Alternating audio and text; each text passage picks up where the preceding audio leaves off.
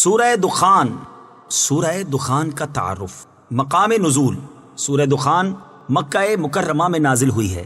آیات، کلمات اور حروف کی تعداد، اس میں 3 رکوع، 59 آیتیں، 346 کلمے اور 1431 حروف ہیں۔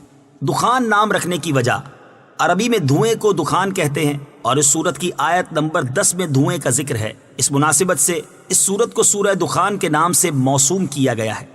سورہ دخان کے فضائل، ترمذی شریف کی حدیث ہے، حضرت ابو ہریرہ رضی اللہ تعالیٰ عنہ سے روایت ہے، تاجدار رسالت صلی اللہ تعالی علیہ وآلہ وسلم نے ارشاد فرمایا، جس نے رات کے وقت سورہ حامیم دخان کی تلاوت کی تو وہ اس حال میں صبح کرے گا کہ اس کے لیے 70,000 فرشتے استغفار کر رہے ہوں گے۔ ترمذی شریف کی ایک اور حدیث ہے، حضرت ابو ہریرہ رضی اللہ تعالی عنہ سے روایت ہے، رسول کریم صلی اللہ تعالی علیہ وآلہ وسلم نے ارشاد فرمایا، جس نے جمعہ کی رات میں سورہ حامیم دخان پڑھی اسے بخش دیا جائے گا۔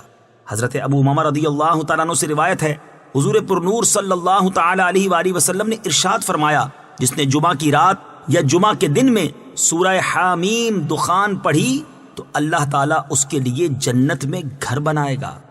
سورہ دخان کے مضامین، اس سورت کا مرکزی مضمون توحید و رسالت اور مرنے کے بعد دوبارہ زندہ کیے جانے اور اعمال کی جزا ملنے کا بیان ہے، اور اس سورت میں یہ چیزیں بیان کی گئی ہیں۔ نمبر 1، اس سورت کی ابتدا میں یہ بیان کیا گیا کہ اللہ تعالیٰ نے قرآن مجید کو شب قدر میں نازل کیا ہے، اور اس رات میں اللہ تعالیٰ کے حکم سے تمام اہم کام فرشتوں کے درمیان تقسیم کر دیے جاتے ہیں، اور یہ بتایا گیا کہ کفار مکہ قرآن مجید کے بارے میں شک میں پڑے ہوئے ہیں، اور جس دن انہیں عذاب دیا جائے گا تو اس دن وہ عذاب دور کیے جانے کی فریاد کریں گے اور ایمان قبول کرنے کا اقرار کریں گے، اور ان کا حال یہ ہے کہ اگر ان سے عذاب دور کر دیا جائے تو بھی یہ ایمان نہیں لائیں گے، کیونکہ یہ نبی کریم صلی اللہ تعالی علیہ وآلہ وسلم کے واضح معجزات دیکھ کر ایمان نہیں لائے تو اب کہاں لائیں گے۔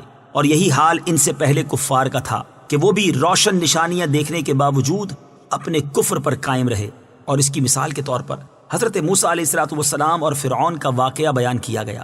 فرعون اور اس کی قوم کا دردناک انجام بتایا گیا تاکہ کفار مکہ اس سے عبرت حاصل کریں۔ نمبر 2، کفار مکہ نے مرنے کے بعد دوبارہ زندہ کیے جانے کا انکار کیا تو تبا نامی بادشاہ کی قوم اور ان سے پہلی قوموں جیسے عاد اور سمود کا انجام بیان کر کے ان کا رد کیا گیا۔ نمبر 3، کفار مکہ کے سامنے قیامت کے دن کی ہولناکیاں بیان کی گئیں، اور اس دن ہونے والے حساب اور ملنے والے عذاب اور جہنمی کھانے زقوم کے بارے میں بتایا گیا، اور سورت کے آخر میں نیک لوگوں کا ٹھکانہ اور برے لوگوں کا ٹھکانہ بتایا گیا تاکہ نیک لوگ خوش ہو جائیں اور برے لوگ دردناک عذاب سے ڈر جائیں اور اپنے برے افعال سے باز آ جائیں۔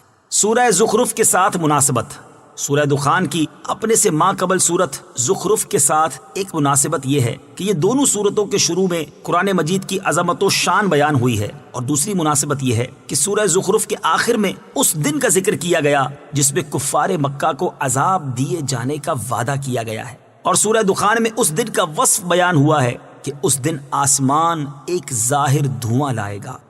بسم اللہ الرحمن الرحیم۔ ترجمہ، اللہ کے نام سے شروع جو نہایت مہربان رحمت والا ہے۔ حامیم والکتاب المبین، انا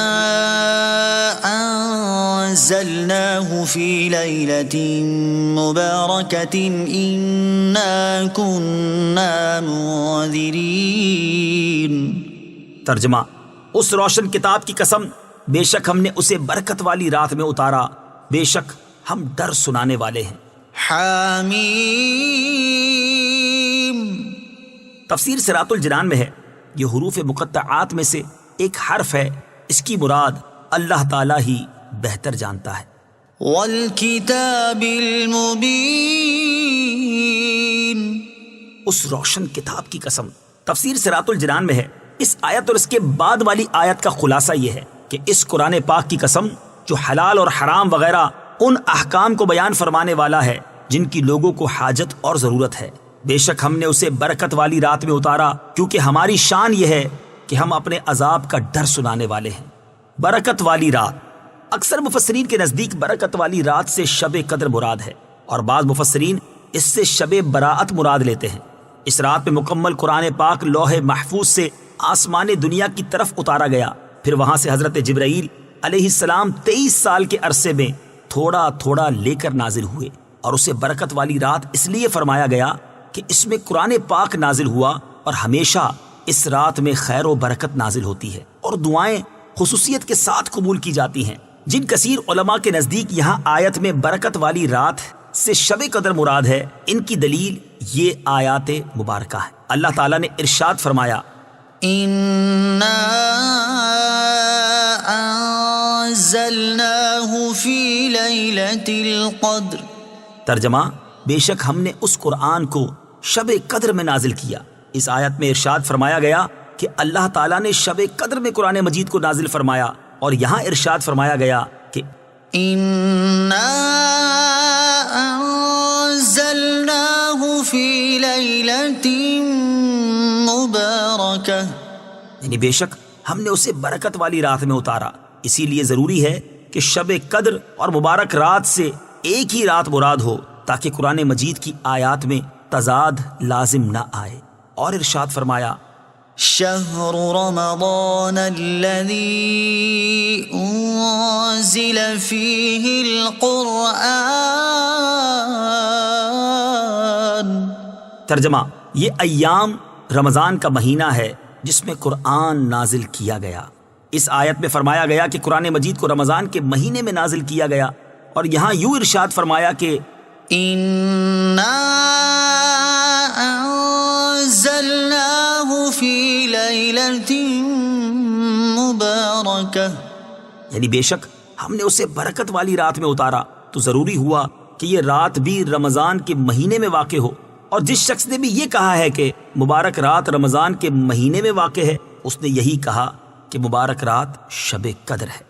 شب براءت کے فضائل، جیسا کہ اوپر ذکر ہوا کہ برکت والی رات کے بارے میں ایک قول یہ بھی ہے کہ اس سے مراد شب براءت ہے۔ اس مناسبت سے یہاں شب براءت کے 2 فضائل سماعت کیجیے۔ نمبر 1، در منصور میں ہے، ام المومنین حضرت عائشہ صدیقہ رضی اللہ تعالی عنہا سے روایت ہے، نبی کریم صلی اللہ تعالی علیہ وآلہ وسلم نے ارشاد فرمایا، اللہ تعالیٰ 4 راتوں میں بھلائیوں کے دروازے کھول دیتا ہے۔ نمبر 1، بقر عید کی رات۔ نمبر 2، عید الفطر کی رات۔ نمبر 3، شعبان کی 15ویں رات، کہ اس رات میں مرنے والوں کے نام اور لوگوں کا رزق اور اس سال حج کرنے والوں کے نام لکھے جاتے ہیں۔ نمبر 4، عرفہ کی رات، اذان فجر تک۔ نمبر 2، حضرت عائشہ صدیقہ رضی اللہ تعالی عنہا سے روایت ہے، نبی کریم صلی اللہ تعالی علیہ وآلہ وسلم نے ارشاد فرمایا، میرے پاس جبرائیل آئے اور کہا یہ شعبان کی 15ویں رات ہے، اس میں اللہ تعالیٰ جہنم سے اتنے لوگوں کو آزاد فرماتا ہے جتنے بنی کلب کی بکریوں کے بال ہیں، مگر کافر اور عداوت والے اور رشتہ کاٹنے والے اور تکبر کی وجہ سے کپڑا لٹکانے والے اور والدین کی نافرمانی کرنے والے اور شراب کے عادی کی طرف نظر رحمت نہیں فرماتا۔ فيها يفرق كل أمر حكيم أمرا من عندنا إنا كنا مرسلين۔ ترجمہ، اس رات میں ہر حکمت والا کام بانٹ دیا جاتا ہے ہمارے پاس کے حکم سے، بے شک ہم ہی بھیجنے والے ہیں۔ فیہا یفرق، اس رات میں بانٹ دیا جاتا ہے۔ تفسیر صراط الجنان میں ہے، اس آیت اور اس کے بعد والی آیت کا خلاصہ یہ ہے کہ اس برکت والی رات میں سال بھر میں ہونے والا ہر حکمت والا کام، جیسے رزق، زندگی، موت اور دیگر احکام ان فرشتوں کے درمیان بانٹ دیے جاتے ہیں جو انہیں سر انجام دیتے ہیں، اور یہ تقسیم ہمارے حکم سے ہوتی ہے۔ بے شک ہم ہی سید المرسلین محمد مصطفیٰ صلی اللہ تعالی علیہ وآلہ وسلم اور ان سے پہلے انبیاء علیہم الصلوۃ والسلام کو بھیجنے والے ہیں۔ یاد رہے کہ کئی احادیث میں بیان ہوا ہے کہ 15 شعبان کی رات لوگوں کے امور کا فیصلہ کر دیا جاتا ہے، جیسا کہ ام المومنین حضرت عائشہ صدیقہ رضی اللہ تعالی عنہا فرماتی ہیں، نبی کریم صلی اللہ تعالی علیہ وآلہ وسلم نے مجھ سے ارشاد فرمایا، کیا تم جانتی ہو اس رات یعنی 15ویں شعبان میں کیا ہے؟ میں نے عرض کی، یا رسول اللہ صلی اللہ تعالی علیہ وسلم اس میں کیا ہے؟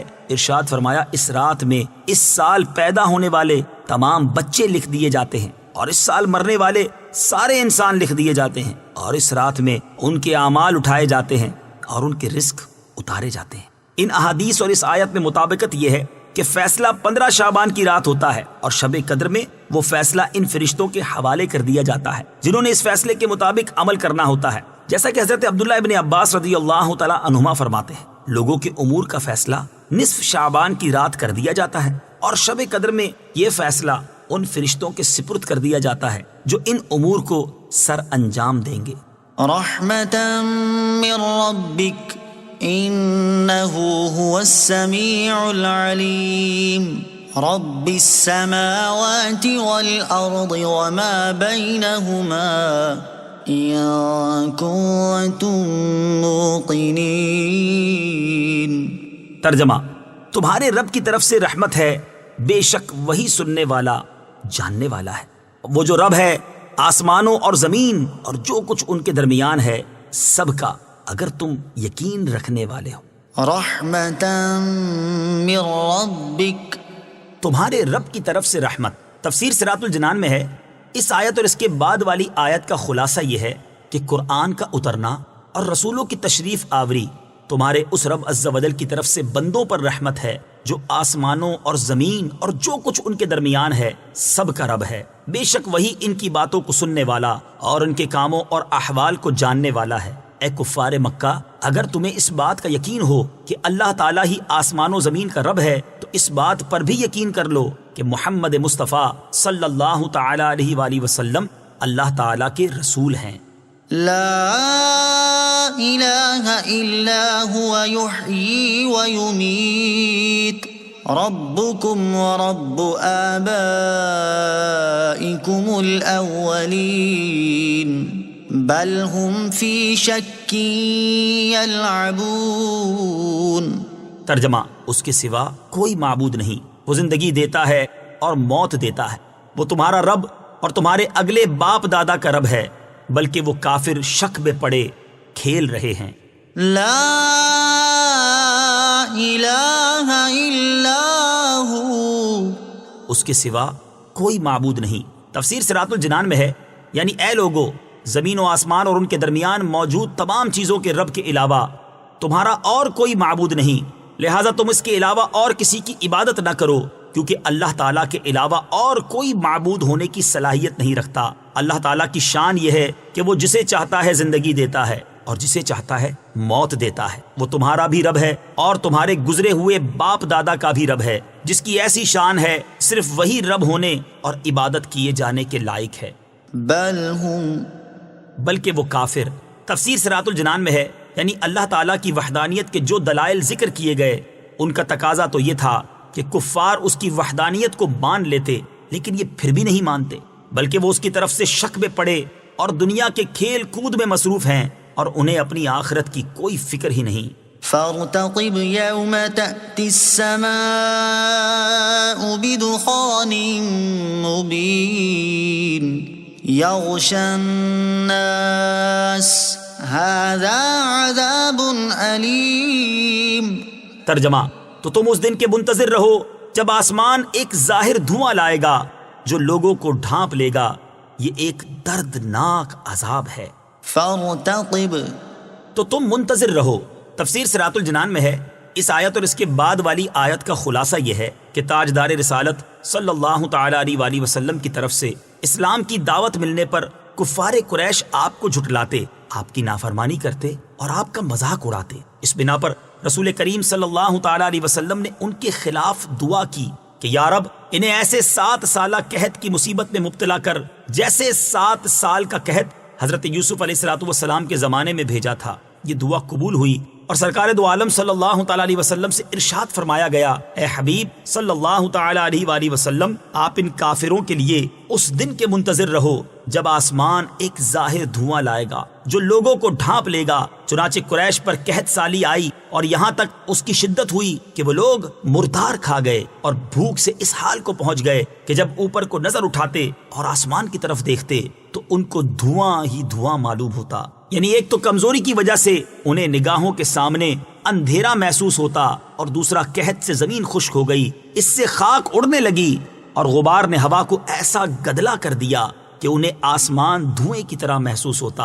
اس آیت کی تفسیر میں ایک قول یہ بھی ہے کہ یہاں دھوئیں سے مراد وہ دھواں ہے جو قیامت کی علامات میں سے ہے، اور قیامت کے قریب ظاہر ہوگا۔ اس سے مشرق و مغرب بھر جائیں گے، 40 دن اور رات رہے گا۔ اس سے مومن کی حالت تو ایسے ہو جائے گی جیسے زکام ہو جائے، جبکہ کافر مدہوش ہو جائیں گے۔ ان کے نتنوں، کانوں اور بدن کے سوراخوں سے دھواں نکلے گا۔ ربنا اكشف عنا العذاب إنا مؤمنون۔ ترجمہ: اس دن کہیں گے اے ہمارے رب ہم سے عذاب دور کر دے، ہم ایمان لاتے ہیں۔ ربنا اكشف عنا العذاب، اے ہمارے رب ہم سے عذاب دور کر دے۔ تفسیر صراط الجنان میں ہے، یعنی جس دن وہ دھواں لوگوں کو ڈھانپ لے گا اس دن وہ کہیں گے یہ ایک دردناک عذاب ہے، اے ہمارے رب عز و جل ہم سے عذاب دور کر دے، ہم ایمان لاتے ہیں اور تیرے نبی کریم صلی اللہ تعالی علیہ وآلہ وسلم کی اور قرآن پاک کی تصدیق کرتے ہیں۔ چنانچہ اس قحط سالی سے تنگ آ کر ابو سفیان حضور اقدس صلی اللہ تعالی علیہ وسلم کی خدمت میں حاضر ہوئے اور عرض کی کہ دعا فرمائیں، اگر قحط دور ہو گیا تو ہم آپ علیہ الصلوۃ والسلام پر ایمان لے آئیں گے۔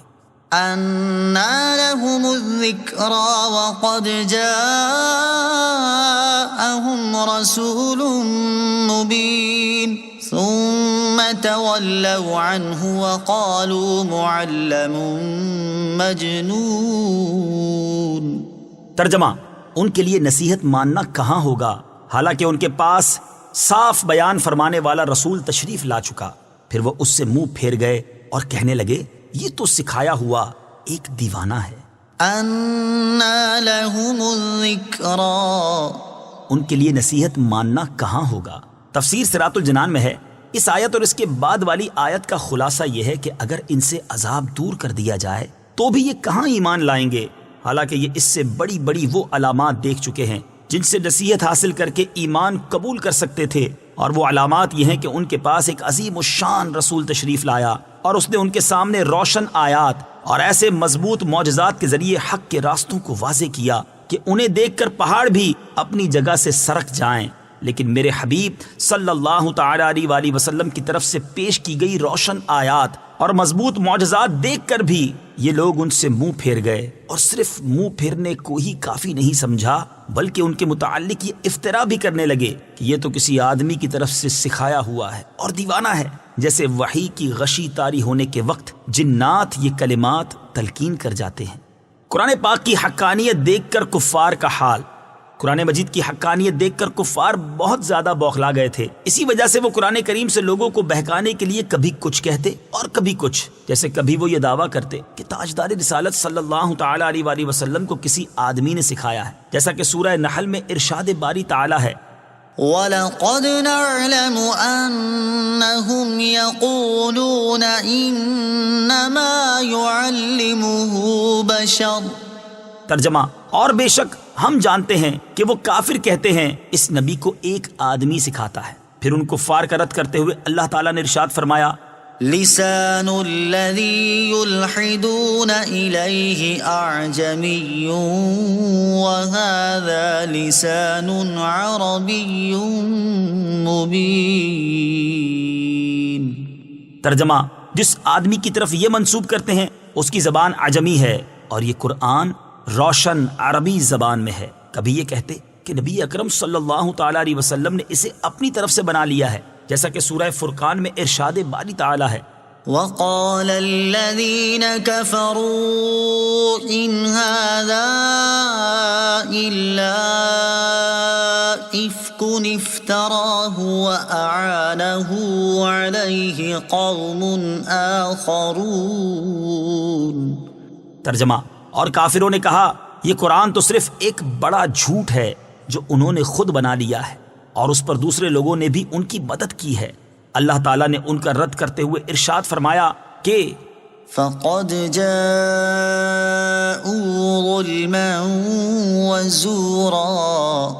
ترجمہ: تو بے شک وہ کافر ظلم اور جھوٹ پر آ گئے ہیں، اور کبھی یہ دعویٰ کرتے کہ قرآن پہلے لوگوں کی کہانیوں پر مشتمل ایک کتاب ہے، جیسے کہ سورہ فرقان ہی میں ارشاد باری تعالی ہے، وقالوا أساطير الأولين اكتتبها فهي تملى عليه بكرة وأصيلا۔ ترجمہ، اور کافروں نے کہا یہ قرآن پہلے لوگوں کی کہانیاں ہیں جو اس نبی نے کسی سے لکھوا لی ہیں، تو یہی ان پر صبح و شام پڑھی جاتی ہیں۔ إنا كاشف العذاب قليلا إنكم عائدون۔ ترجمہ، ہم کچھ دنوں کے لیے عذاب دور کرنے والے ہیں، بے شک تم پھر لوٹنے والے ہو۔ إنا كاشف العذاب قليلا۔ ترجمہ، ہم کچھ دنوں کے لیے عذاب دور کرنے والے ہیں۔ تفسیر صراط الجنان میں ہے، اس آیت میں کفار مکہ سے فرمایا جا رہا ہے کہ جیسے ہی ہم تم سے کچھ دنوں کے لیے عذاب دور کر دیں گے، تم پھر اسی شرک کی طرف لوٹ جاؤ گے جس پر اس سے پہلے قائم تھے۔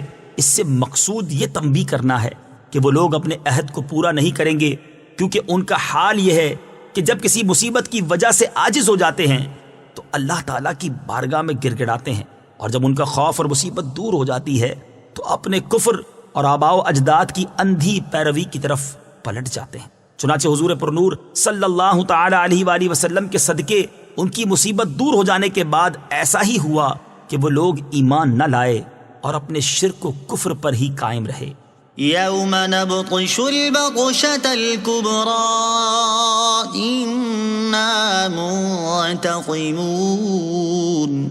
ترجمہ، اس دن کو یاد کرو جب ہم سب سے بڑی پکڑ پکڑیں گے، بے شک ہم بدلہ لینے والے ہیں۔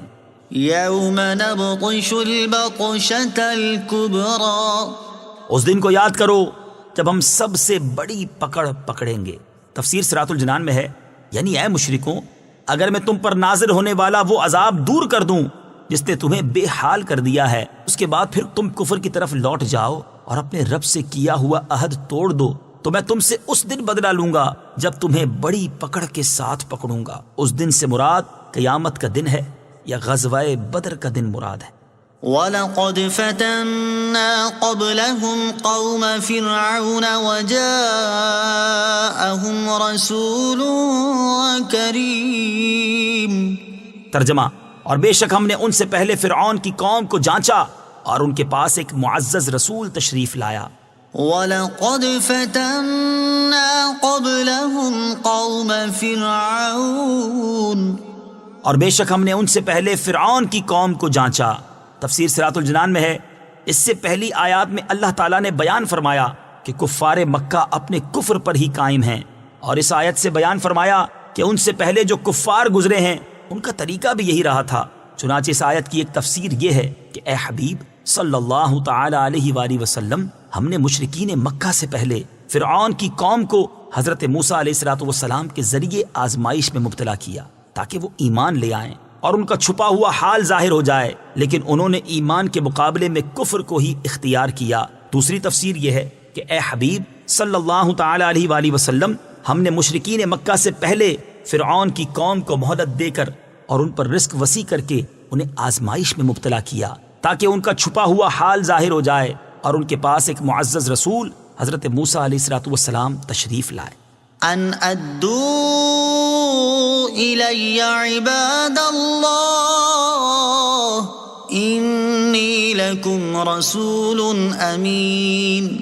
ترجمہ، کہ اللہ کے بندوں کو میرے سپرد کر دو، بے شک میں تمہارے لیے امانت والا رسول ہوں۔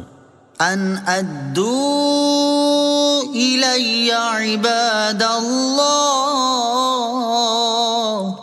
کہ اللہ کے بندوں کو میرے سپرد کر دو۔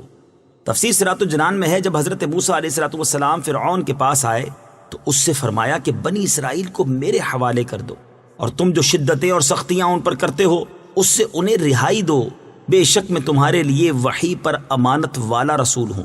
نوٹ: حضرت موسیٰ علیہ السلام کا یہ واقعہ سورہ طٰہٰ کی آیت نمبر 47 میں تفصیل کے ساتھ مذکور ہے۔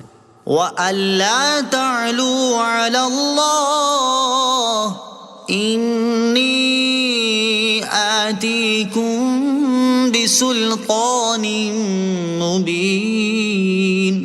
ترجمہ، اور اللہ کے مقابلے میں سرکشی نہ کرو، بے شک میں تمہارے پاس روشن دلیل لاتا ہوں۔ وَأَلَّا تَعْلُوا عَلَى اللَّهِ، اور اللہ کے مقابلے میں سرکشی نہ کرو۔ تفسیر صراط الجنان میں ہے، حضرت موسیٰ علیہ السلام نے فرعون سے فرمایا کہ تم اللہ تعالیٰ کی وحی، اس کے رسول اور اس کے بندوں کی توہین کر کے اللہ تعالیٰ کے مقابلے میں سرکشی نہ کرو۔ بے شک میں تمہارے پاس اللہ تعالیٰ کی طرف سے معجزات کی صورت میں اپنی نبوت اور رسالت کی سچائی کی روشن دلیل لاتا ہوں، جس کا انکار کرنے کی کوئی صورت نہیں۔ وَإِنِّي عُذْتُ بِرَبِّي وَرَبِّكُمْ أَن تَرْجُمُونِ وَإِن لَّمْ تُؤْمِنُوا لِي فَاعْتَزِلُونِ۔ ترجمہ: اور میں اس بات سے اپنے رب اور تمہارے رب کی پناہ لیتا ہوں کہ تم مجھے سنگسار کرو، اور اگر تم مجھ پر یقین نہ کرو تو مجھ سے الگ ہو جاؤ۔ وَإِنِّي عُذْتُ بِرَبِّي وَرَبِّكُمْ، اور میں اپنے رب اور تمہارے رب کی پناہ لیتا ہوں۔ اس آیت اور اس کے بعد والی آیت کا خلاصہ یہ ہے کہ جب حضرت موسیٰ علیہ السلام نے یہ فرمایا تو فرعونیوں نے آپ علیہ السلام کو قتل کی دھمکی دی اور کہا کہ ہم تمہیں سنگسار کر دیں گے۔ اس پر آپ علیہ السلام نے فرمایا، میرا توکل اور اعتماد اس پر ہے جو میرا رب ہے اور تمہارا بھی رب ہے، مجھے تمہاری دھمکی کی کچھ پرواہ نہیں، اللہ تعالیٰ مجھے بچانے والا ہے، اور اگر تم میری تصدیق نہیں کرتے تو مجھ سے الگ ہو جاؤ اور مجھے ایذا پہنچانے کی کوشش نہ کرو۔ فَدَعَا رَبَّهُ أَنَّ هَٰؤُلَاءِ قَوْمٌ مُجْرِمُونَ فَأَسْرِ بِعِبَادِي لَيْلًا إِنَّكُمْ مُتَّبَعُونَ۔ ترجمہ: تو اس نے اپنے رب سے دعا کی کہ یہ مجرم لوگ ہیں، تو ہم نے فرمایا کہ میرے بندوں کو راتوں رات لے کر نکل جاؤ، ضرور تمہارا پیچھا کیا جائے گا۔ فَدَعَا رَبَّهُ، تو اس نے اپنے رب سے دعا کی۔ تفسیر صراط الجنان میں ہے، فرعون اور اس کی قوم نے حضرت موسیٰ علیہ السلام کی اس بات کو بھی نہ مانا اور انہیں جھٹلایا، تو حضرت موسیٰ علیہ السلام نے اللہ تعالیٰ سے دعا کی کہ یہ قبطی مشرک لوگ ہیں اور اپنے کفر پر قائم ہیں، اور تو ان کا حال بہتر جانتا ہے، اس لیے جس چیز کے وہ مستحق ہیں تو ان کے ساتھ وہ فرما۔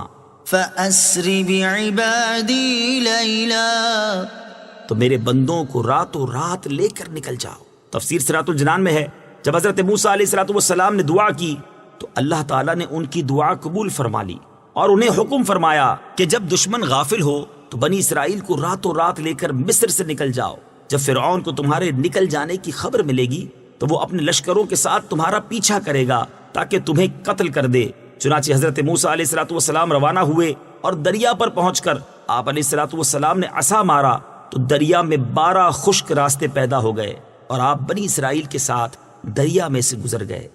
وَاتْرُكِ الْبَحْرَ رَهْوًا إِنَّهُمْ جُندٌ مُغْرَقُونَ كَمْ تَرَكُوا مِن جَنَّاتٍ وَعُيُونٍ وَزُرُوعٍ وَمَقَامٍ كَرِيمٍ وَنَعْمَةٍ كَانُوا فِيهَا فَاكِهِينَ۔ ترجمہ: اور دریا کو جگہ جگہ سے کھلا ہوا چھوڑ دو، بے شک وہ لشکر غرق کر دیا جائے گا، وہ کتنے باغ اور چشمے چھوڑ گئے اور کھیت اور عمدہ مکانات اور نعمتیں جن میں وہ عیش کرنے والے تھے۔ وَاتْرُكِ الْبَحْرَ رَهْوًا، اور دریا کو جگہ جگہ سے کھلا ہوا چھوڑ دو۔ تفسیر صراط الجنان میں ہے، اس آیت اور اس کے بعد والی 3 آیات کا خلاصہ یہ ہے کہ حضرت موسیٰ علیہ السلام کے پیچھے فرعون اور اس کا لشکر آ رہا تھا۔ اس پر آپ علیہ السلام نے چاہا کہ پھر عصا مار کر دریا کو ملا دیں تاکہ فرعون اس میں سے گزر نہ سکے، تو آپ کو حکم ہوا دریا کو جگہ جگہ سے گزرنے کے لیے کھلا ہوا چھوڑ دو تاکہ فرعونی ان راستوں سے دریا میں داخل ہو جائیں، بے شک وہ لشکر غرق کر دیا جائے گا۔ یہ حکم سن کر حضرت موسیٰ علیہ السلام کو اطمینان ہو گیا، اور جب فرعون اور اس کے لشکر دریا میں داخل ہو گئے تو اللہ تعالیٰ نے دریا کے پانی کو ملا دیا، جس سے وہ سب غرق ہو گئے، اور وہ کتنے باغ، چشمے، کھیت، آراستہ و پیراستہ، عمدہ مکانات اور وہ نعمتیں جن میں وہ عیش کرنے والے تھے چھوڑ گئے۔ الغرض ان کا تمام مال و متاع اور سامان یہیں رہ گیا۔ معلوم ہوا کہ اللہ تعالیٰ نے حضرت موسیٰ علیہ السلام کو فرعونیوں کی موت کے وقت جگہ اور کیفیت سے مطلع فرما دیا تھا، اور یہ سب چیزیں ان 5 علوم میں سے ہیں جن کا علم اللہ تعالیٰ کو ہے۔ معلوم ہوا کہ اللہ تعالیٰ اپنے مقبول بندوں کو علوم 5 سے بھی نوازتا ہے۔ كذلك وأورثناها قوما آخرين.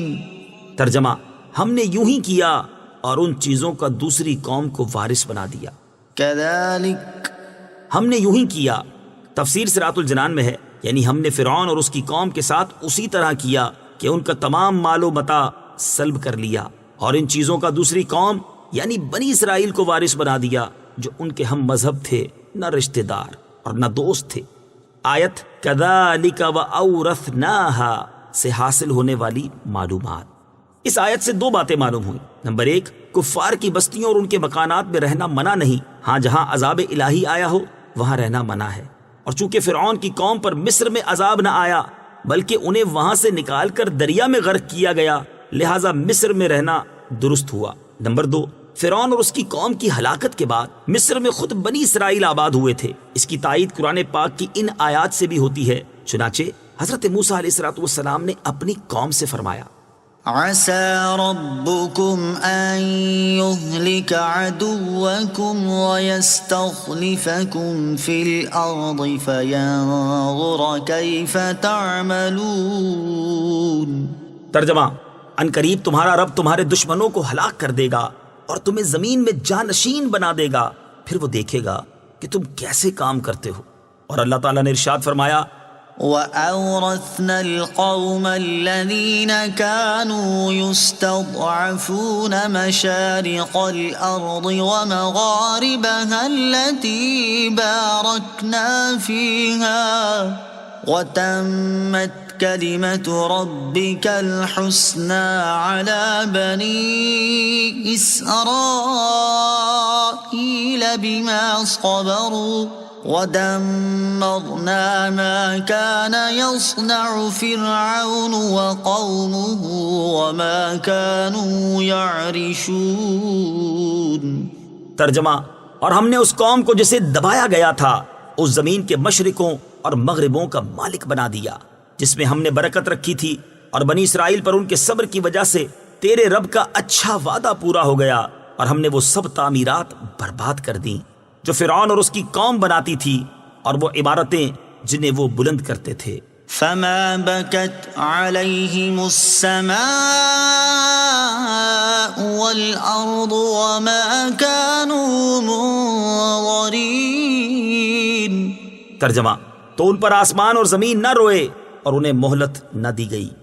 فما بكت عليهم السماء والأرض، تو ان پر آسمان اور زمین نہ روئے. تفسیر صراط الجنان میں ہے، ارشاد فرمایا کہ فرعون اور اس کی قوم پر آسمان اور زمین نہ روئے کیونکہ وہ ایماندار نہ تھے اور انہیں عذاب میں گرفتار کرنے کے بعد توبہ وغیرہ کے لیے مہلت نہ دی گئی. مومن کی موت پر آسمان و زمین روتے ہیں. یاد رہے کہ جب کسی مومن کا انتقال ہوتا ہے تو اس پر آسمان و زمین روتے ہیں، جیسا کہ حضرت انس بن مالک رضی اللہ تعالی عنہ سے روایت ہے.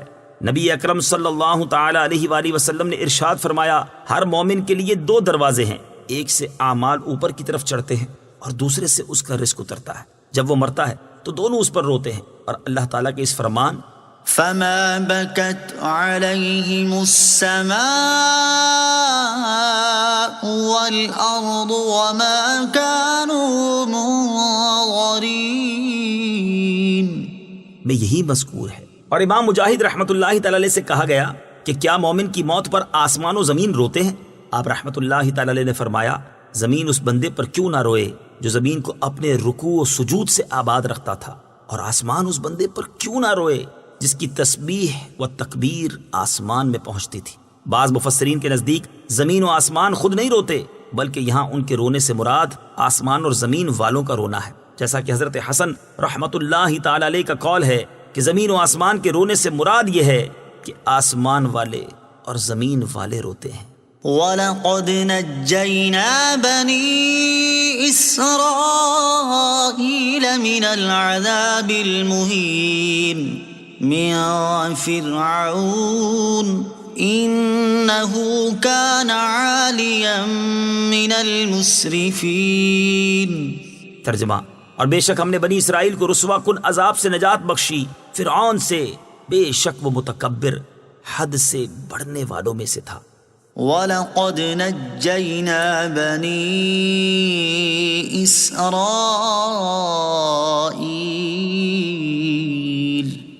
اور بے شک ہم نے بنی اسرائیل کو نجات بخشی۔ تفسیر صراط الجنان میں ہے۔ اس سے پہلی آیات میں فرعون کی ہلاکت کی کیفیت بیان کی گئی، اور ان آیات میں حضرت موسیٰ علیہ الصلوۃ والسلام اور ان کی قوم پر کیے گئے احسانات کی کیفیت بیان کی جا رہی ہے۔ چنانچہ اس آیت اور اس کے بعد والی آیت کا خلاصہ یہ ہے کہ بے شک ہم نے بنی اسرائیل کو اس رسوا کن عذاب سے نجات بخشی جو انہیں فرعون کی طرف سے غلامی، مشقت سے بھرپور خدمتوں، محنتوں اور اولاد کے قتل کیے جانے کی صورت میں پہنچتا تھا۔ بے شک فرعون متکبر اور حد سے بڑھنے والوں میں سے تھا۔ وَلَقَدِ اخْتَرْنَاهُمْ عَلَى عِلْمٍ عَلَى الْعَالَمِينَ وَآتَيْنَاهُمْ مِنَ الْآيَاتِ مَا فِيهِ بَلَاءٌ مُبِينٌ۔ ترجمہ، اور بے شک ہم نے انہیں جانتے ہوئے اس زمانے والوں پر چن لیا، اور ہم نے انہیں وہ نشانیاں عطا فرمائیں جن میں واضح انعام تھا۔ وَلَقَدِ اخْتَرْنَاهُمْ عَلَى عِلْمٍ، اور بے شک ہم نے انہیں جانتے ہوئے چن لیا۔ تفسیر صراط الجنان میں ہے، ارشاد فرمایا کہ بنی اسرائیل پر ہم نے ایک احسان یہ کیا کہ ہم نے اپنے علم کی بنا پر بنی اسرائیل کو اس زمانے میں تمام جہان والوں پر چن لیا۔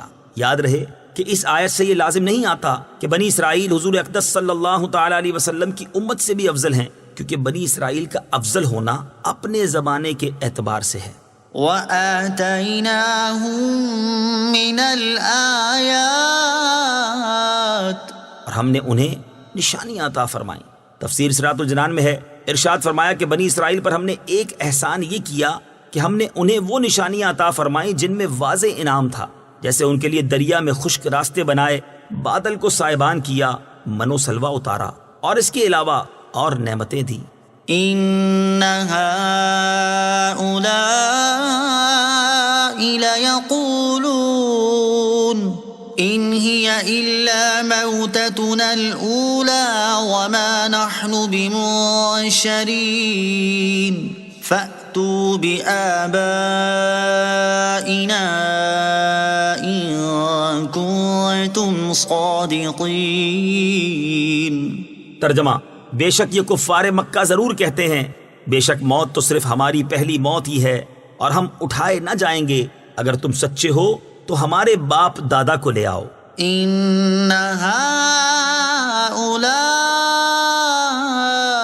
لَيَقُولُونَ، بے شک یہ ضرور کہتے ہیں۔ تفسیر صراط الجنان میں ہے، یہاں سے دوبارہ کفار مکہ کے بارے میں کلام شروع ہو رہا ہے۔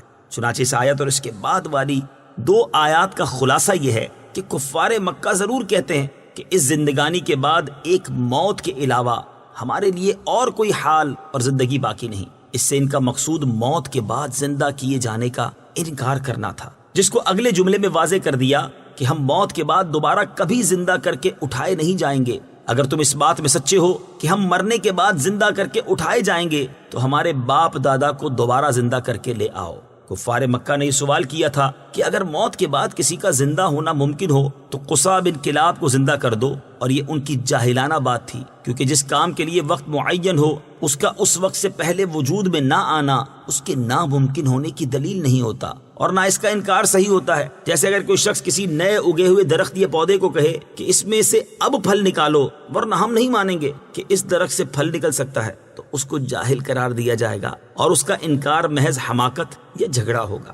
أَهُمْ خَيْرٌ أَمْ قَوْمُ تُبَّعٍ وَالَّذِينَ مِن قَبْلِهِمْ أَهْلَكْنَاهُمْ إِنَّهُمْ كَانُوا مُجْرِمِينَ۔ ترجمہ، کیا وہ بہتر ہیں یا تبا نامی بادشاہ کی قوم اور ان سے پہلے والے لوگ؟ ہم نے انہیں ہلاک کر دیا، بے شک وہ مجرم لوگ تھے۔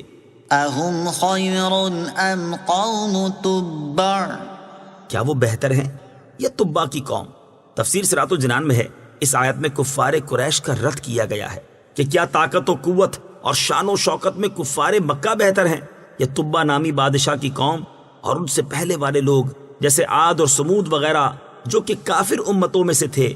ان لوگوں کا انجام یہ ہوا کہ ہم نے انہیں ان کے کفر کے باعث ہلاک کر دیا، بے شک وہ کافر مرنے کے بعد دوبارہ زندہ کیے جانے کے منکر لوگ تھے، جس کی وجہ سے عذاب کے حقدار ٹھہرے۔ جب یہ کفار مکہ سے زیادہ طاقت و قوت رکھنے کے باوجود کفر کی وجہ سے ہلاک ہو گئے، تو کفار مکہ جو کہ کفر میں ان کے شریک ہیں، انہیں ہلاک کرنا کون سا دشوار کام ہے، حالانکہ یہ تو ان کے مقابلے میں انتہائی کمزور ہیں۔ یاد رہے کہ اس آیت میں جس طبا کا ذکر ہے، یہ طبا حمیری تھے۔ یہ خود مومن اور یمن کے بادشاہ تھے، لیکن ان کی قوم کافر تھی، جو کہ انتہائی طاقت و قوت اور شان و شوکت کی مالک تھی، اور ان کی تعداد بھی بہت کثیر تھی۔ حضرت سہل بن سعد رضی اللہ تعالیٰ عنہ سے روایت ہے، تاجدار رسالت صلی اللہ تعالی علیہ وآلہ وسلم نے ارشاد فرمایا، طبا کو برا بھلا نہ کہو، کیونکہ وہ اسلام قبول کر چکے تھے۔ اسی طبا نے مدینہ منورہ بسایا۔ اس طبا نے حضور پر نور صلی اللہ تعالی علیہ وسلم کو غائبانہ خط لکھ کر لوگوں کو سپرد کیا تھا کہ جب حضور اکرم صلی اللہ تعالی علیہ وآلہ وسلم جلوہ گر ہوں تو میرا یہ خط پیش کر دیا جائے۔ چنانچہ حضرت ابو ایوب انصاری رضی اللہ تعالیٰ عنہ کے مکان میں جب نبی پاک علیہ الصلوۃ والسلام تشریف فرما ہوئے تو حضرت ابو یعلا رضی اللہ تعالیٰ عنہ نے وہ خط پیش کیا۔ وما خلقنا السماوات والأرض وما بينهما لاعبين۔ ترجمہ، اور ہم نے آسمان اور زمین اور جو کچھ ان کے درمیان ہے سب کو کھیل کے طور پر نہیں بنایا۔ وما خلقنا السماوات والأرض وما بينهما لاعبين۔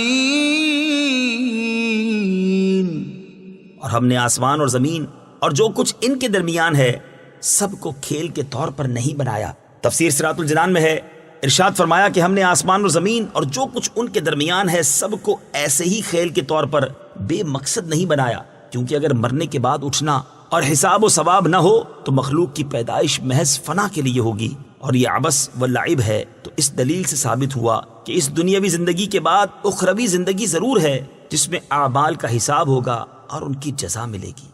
ما خلقناهما إلا بالحق ولكن أكثرهم لا يعلمون۔ ترجمہ، ہم نے انہیں حق کے ساتھ ہی بنایا لیکن ان میں سے اکثر لوگ جانتے نہیں۔ ما خلقناهما إلا بالحق، ہم نے انہیں حق کے ساتھ ہی بنایا۔ تفسیر صراط الجنان میں ہے، ارشاد فرمایا کہ ہم نے آسمان اور زمین اور جو کچھ ان کے درمیان ہے سب کو حق کے ساتھ ہی بنایا، تاکہ لوگوں کو فرما برداری کرنے پر ثواب دیں اور نافرمانی کرنے پر عذاب کریں۔ لیکن کفار مکہ میں سے اکثر لوگ غفلت اور غور و فکر نہ کرنے کے باعث جانتے نہیں کہ آسمان و زمین پیدا کرنے کی حکمت یہ ہے، اور حکیم کا کوئی فعل بیکار نہیں ہوتا۔ إن يوم الفصل ميقاتهم أجمعين يوم لا يغني مولا عن مولا شيئا ولا هم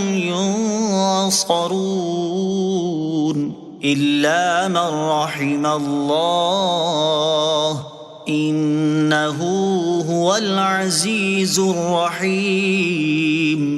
ترجمہ، بے شک فیصلے کا دن ان سب کا مقرر کیا ہوا وقت ہے جس دن کوئی دوست کسی دوست کے کچھ کام نہ آئے گا اور نہ ان کی مدد کی جائے گی مگر جس پر اللہ مہربانی فرمائے، بے شک وہی عزت والا مہربان ہے۔ إن يوم الفصل، بے شک فیصلے کا دن۔ تفسیر صراط الجنان میں ہے، یعنی قیامت کا دن جس میں اللہ تبارک و تعالی اپنے بندوں میں فیصلہ فرمائے گا، وہ ان سب کا اللہ تعالیٰ کی بارگاہ میں حاضری کے لیے مقرر کیا ہوا وقت ہے، اور اس دن اللہ تعالیٰ اگلوں پچھلوں سب کو ان کے اعمال کی جزا دے گا۔ يوم لا يغني مولا عن مولا شيئا، جس دن کوئی دوست کسی دوست کے کچھ کام نہ آئے گا۔ تفسیر صراط الجنان میں ہے، اس آیت اور اس کے بعد والی آیت کا خلاصہ یہ ہے کہ قیامت کا دن ایسا ہے کہ اس دن کوئی دوست کسی دوست کے کچھ کام نہ آئے گا، اور رشتہ داری اور محبت نفع نہ دے گی، اور نہ ان کافروں کی مدد کی جائے گی۔ البتہ مومنین اللہ تعالیٰ کے اذن سے ایک دوسرے کی شفاعت کریں گے۔ بے شک وہی اللہ عز و جل عزت والا اور اپنے دشمنوں سے انتقام لینے میں غلبے والا ہے، اور اپنے دوستوں یعنی ایمان والوں پر مہربان ہے۔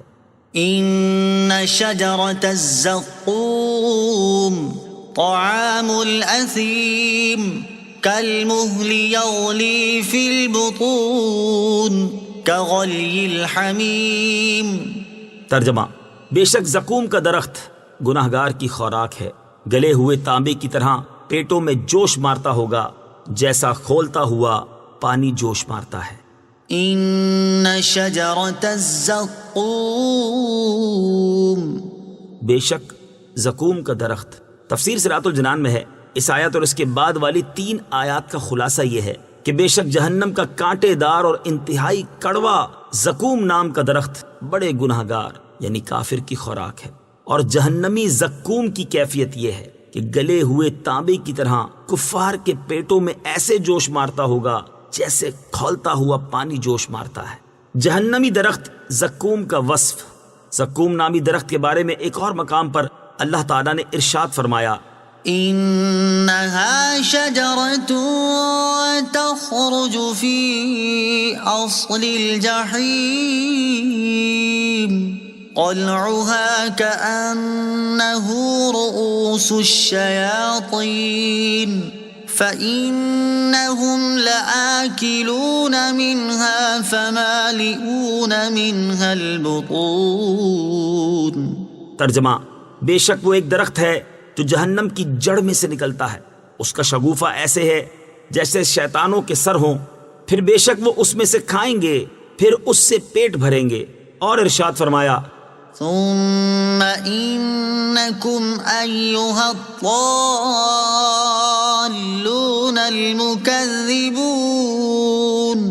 لآكلون من شجر من زقوم فمالئون منها البطون فشاربون عليه من الحميم فشاربون شرب الهيم هذا نزلهم يوم الدين. ترجمہ: پھر اے گمراہوں، جھٹلانے والوں، بے شک تم ضرور زقوم نام کے درخت میں سے کھاؤ گے، پھر تم اس سے پیٹ بھرو گے، پھر اس پر کھولتا ہوا پانی پیو گے تو ایسے پیو گے جیسے سخت پیاسے اونٹ پیتے ہیں. انصاف کے دن یہ ان کی مہمانی ہے. اور حضرت عبداللہ ابن عباس رضی اللہ تعالی عنہما سے روایت ہے، رسول اللہ صلی اللہ تعالی علیہ وآلہ وسلم نے ارشاد فرمایا: اگر زقوم کا ایک قطرہ دنیا میں ٹپکا دیا جائے تو دنیا والوں کی زندگانی خراب ہو جائے تو اس شخص کا کیا حال ہوگا جس کا کھانا ہی یہ ہوگا. اللہ تعالی ہمارا ایمان سلامت رکھے اور ہمیں جہنم کے اس بدترین عذاب سے محفوظ فرمائے. آمین. خذوه فاعتلوه إلى سواء الجحيم ثم صبوا فوق رأسه من عذاب الحميم. ترجمہ: اسے پکڑو، پھر سختی کے ساتھ اسے بھڑکتی آگ کی طرف گھسیٹتے لے جاؤ، پھر اس کے سر کے اوپر کھولتے پانی کا عذاب ڈالو. خذوه اسے پکڑو. تفسیر صراط الجنان میں ہے. اس آیت اور اس کے بعد والی آیت کا خلاصہ یہ ہے کہ حساب و کتاب کے بعد جہنم کے فرشتوں کو حکم دیا جائے گا کہ اس گناہگار کو پکڑو، پھر سختی کے ساتھ اسے بھڑکتی آگ کی طرف گھسیٹتے ہوئے لے جاؤ، پھر اس کے سر کے اوپر کھولتا ہوا پانی ڈالو تاکہ اس کی شدت سے اسے عذاب پہنچے. نوٹ: جہنم کے کھولتے ہوئے پانی کی کیفیت کے بارے میں جاننے کے لیے سورہ حج کی آیت نمبر 19 اور 20 کی تفسیر ملاحظہ فرمائیں. ذق إنك أنت العزيز الكريم إن هذا ما كنتم به تمترون.